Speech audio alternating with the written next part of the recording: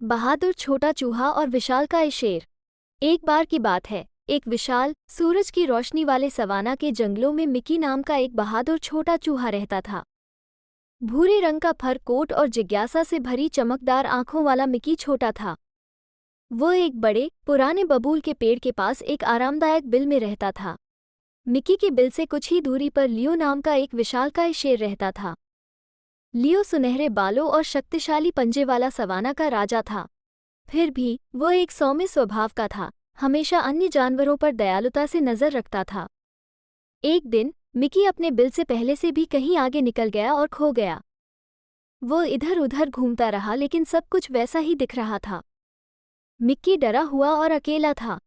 इस बीच लियो ने छोटे चूहे को लक्ष्यहीन रूप से घूमते हुए देखा। छोटे चूहे को संकट में देखकर लियो ने मदद करने का फैसला किया। वो मिकी के पास आया और उसकी मदद करने की पूरी कोशिश करने लगा। जब मिकी ने विशाल शेर को अपनी ओर आते देखा तो वो घबरा गया।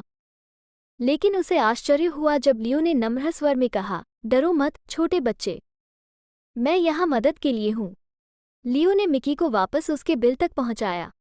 रास्ते में उन्हें रसीले जामुनों का एक टुकड़ा मिला।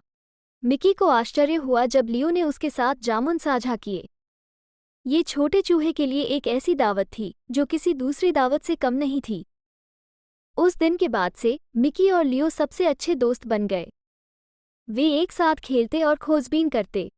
छोटे चूहे ने सीखा कि सबसे शक्तिशाली प्राणी भी दयालु और सौम्य हो सकता है। एक दिन मिकी को एक चमकदार पत्थर मिला और उसने इसे अपनी दोस्ती की निशानी के रूप में लियो को उपहार में देने का फैसला किया।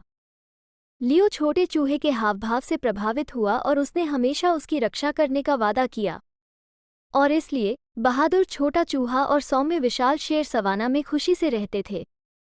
उनकी असामान्य दोस्ती पीढ़ियों तक सुनाई जाने वाली एक कहानी बन गई, जिसने सभी को याद दिलाया कि दयालुता का कोई आकार नहीं होता।